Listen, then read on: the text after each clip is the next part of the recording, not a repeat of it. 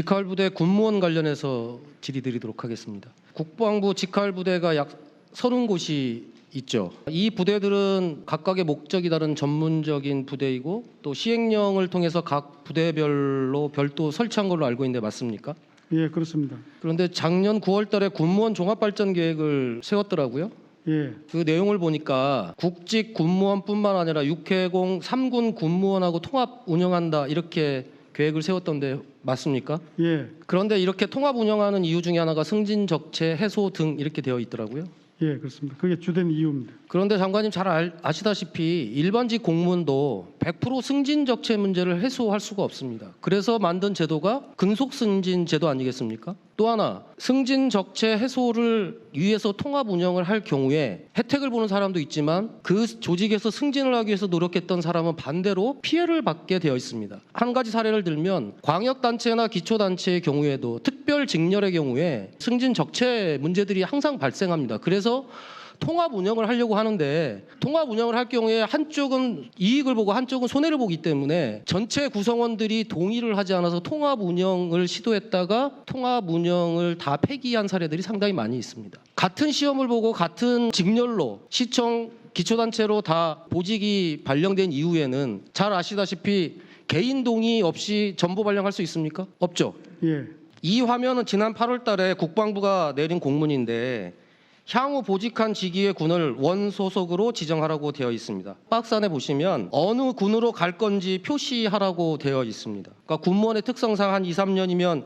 보직하기 때문에 2, 3년 후에는 각 군으로 강제 전환되는 거거든요. 이게 본인 동의 없이 이렇게 전환 가능합니까? 희망자에 한해서 조정하는 것으로 저는 그렇게 보고를 받았는데 제가 좀 더 확인을 해보겠습니다. 현재 군무원들은 각 군과 국집부대를 나눠서 다른 경쟁률을 통과해서 합격하는 분들이고 지금 근무하는 분들입니다. 자신이 어느 곳에서 어떤 근무를 주로 할 것인지 예측하고 지원한 사람들인 거죠. 그런데 만약에 본인 동의 없이 이렇게 강제 편제한다면 이것은 국가가 우리 군무원들에게 신의성실 원칙을 위배하는 것이 됩니다. 인정하십니까?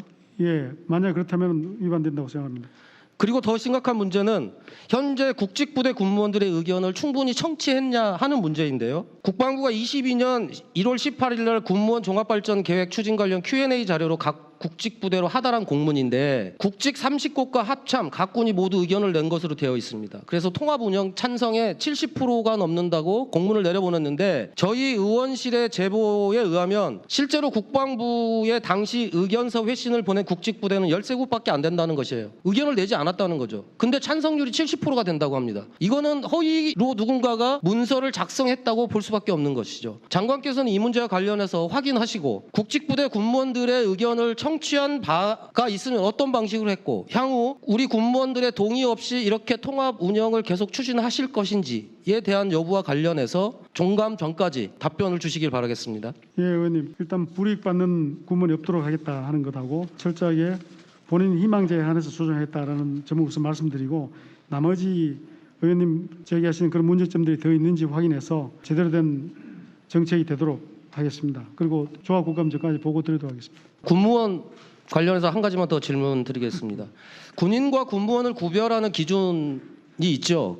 그 기준이 어떻게 되나요? 기본적으로 전투 행위를 하느냐 아니면 군정 행정 업무를 하느냐 이 차이가 그러니까 있습니다. 전투 분야냐 아니면 비전투 분야 인력이냐라고 하는 것이잖아요. 그런데 최근 일부 부대에서 군 기강을 잡는다고 군 장교가 군무원을 제식 훈련을 시킨다던가 또는 점호 간에 거수 경례를 시키고 또 병력들의 구보를 인솔시키는 등 명백히 위법한 명령을 내리는 사례들이 언론에 크게 난 바가 있습니다. 혹시 장관 알고 계십니까? 제가 그 얘기 듣기는 했는데 군기를 잡기 위해서 그렇게 했다면 그건 분명히 잘못된 것이고 그것이 어떤 이유로 했는지 제가 좀 더 확인을 해보겠습니다.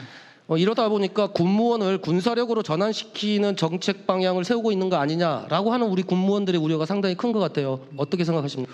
그러지는 않을 걸로 생각되는데 제가 다시 한번 확인하겠습니다. 확실하게 장관님께서 군사력 전환은 없다 이렇게 말씀해 주시는데 예, 그거는 맞습니다. 그건 분명히 맞고 제가 기억하기로는 개인화기 지급 사격 문제 이것이 이제 보도가 됐는데 그것은 그 군무원이 임무를 수행함에 있어서 자기 방어를 위해서 개인화기 필요한 군무원 같은 경우는 훈련도 하고 해야 됩니다. 그러나 그렇지 않은 경우는 지급할 일이 없을 것으로 제가 말씀을 드리겠습니다. 군사력으로 전환은 없다. 예.